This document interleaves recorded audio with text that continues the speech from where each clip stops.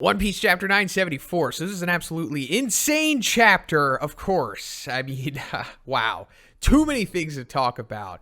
So let's just get right into it. So in this first page, I guess this is Oda just tying up the loose end that he had between Denjiro and Hiyori, aka Komurasaki and Kyoshiro. We'll just call them their real names for now. Why there was blood coming out of Komurasaki, even though Denjiro wasn't cutting her. It's because he asked her to carry around a vial of blood, just in case this was going to happen one day, because, Orochi fell for her hard, and he was just going to separate her from him via fake death. So, yeah, I mean, it worked out. And it's just nice that Oda just put that there, because that was something interesting. And he didn't even really have to explain it. We could have just chalked it up to Denjiro just being a master, and he could just make it look like blood came out or something. So then we come to Kaito and Orochi talking. And this is the moment where Orochi, fully realizes that Toki's time powers are real, and that she did, in fact, send a couple of the scabbards into the future. And then we come to, Kaito, and he's like, if you actually get them, make sure you don't kill them. If they are alive, there's something I've wanted to ask the remnants of the Kozuki for the last 20 years. So what is this? I mean, I think it's obvious at this point. He wants to know more about Raphtail, or Laugh-Tail. Sorry, guys. Don't want to make that mistake anymore. It's ultimately coming down to that. Maybe he's going to ask them for Odin's journal, or just asking them if Odin told them anything about what he saw on Laugh-Tail, and then maybe other finer details about Roger's crew and their journeys in general. But it's mostly going to come down to Laugh-Tail, because that's what I'm pretty sure they said, or at least Kinemon told, or Kinemon and Inuarashi and Nekomamushi told the Straw Hats why Odin was inevitably executed, because he wasn't going to tell Kaito about Laugh-Tail and all that stuff, which I don't think we've seen in this flashback yet, so I guess it probably has something to do with that. So then we come to the first major reveal, and it's been a long time in the making. I mean, this was set up at Zou, which we'll get into, so this has been going on for years now. Kanjuro is the freaking traitor! And, I'm kind of surprised, but at the same time, he was one of the main suspects. And that's kind of been the progression of these theories in this community for, the last 2 years or whatever. It's like we keep picking a main suspect. And then once there's no more leads on that suspect, then we'll just move on to the next one. First it was Kanjuro. He was a big one. Then we moved on to Shinobu. And then that went cold. And then we moved on to Hiyori/Toki.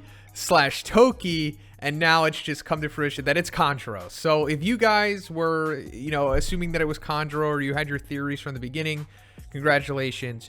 You nailed it on the head. So it turns out that Kanjuro was the son of some actors. And it makes sense because he's, dressed up like a kabuki, and that's Japanese opera or whatever. So he's also a Kurozumi, and his parents were killed because they are Kurozumis, because, they were bad people, despite how Orochi makes it out to be. Orochi came across him. He was like, hey, you got wronged like me. Why don't you become my crazy subordinate and infiltrate the scabbards or whatever, and then leak information to me?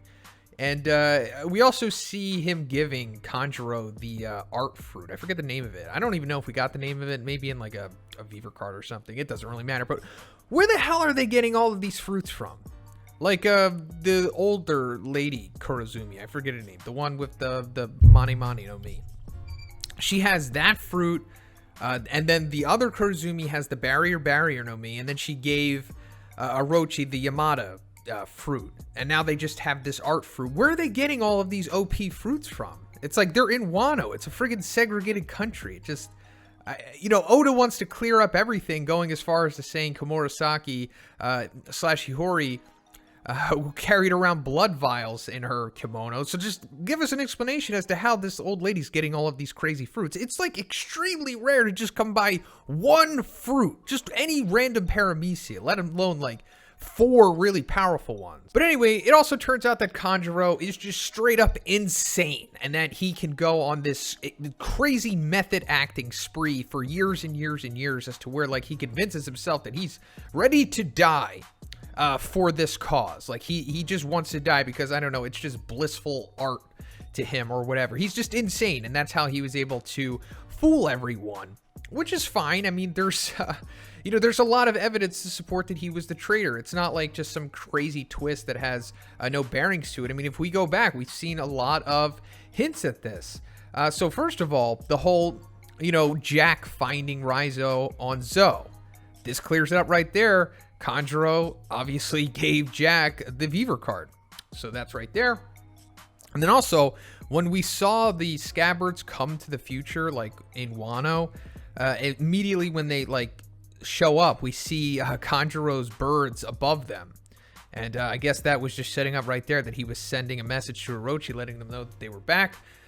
And also, the whole thing about having the Alliance having like 4,000 members with them, Kanjuro knew that, but he wasn't aware of the events that happened in Udon. And after all of the prisoners broke out of Udon, they added 200 more to the original number. So it was 4,200, but we never saw, or I should say, we never heard Orochi saying 4,200 because he wasn't privy to that information because Kanjuro wasn't.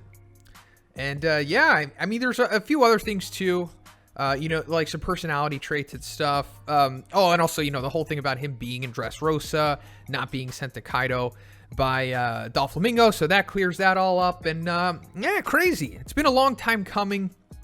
I know that none of us wanted one of the scabbards to be a traitor, but hey, you know, it just turned out. And it also made one more thing I wanted to put out there is that Kanjuro was one of the basically, besides Raizo, the only scabbards that weren't really expanded upon too much.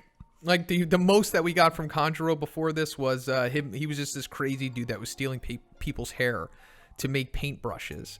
So that was kind of like a hint, too. So it's not as devastating for him to become a traitor, but it still is because, you know, what the hell, Kanjuro, you psycho? Oh, and a big shout out to Kinnymon in this chapter, who just straight up beheads Kanjuro after he reveals that he's the traitor. That was awesome. I wish more characters were like this, just no nonsense, like, oh, this whole time you were just backstabbing us? Okay, well, your head's coming off.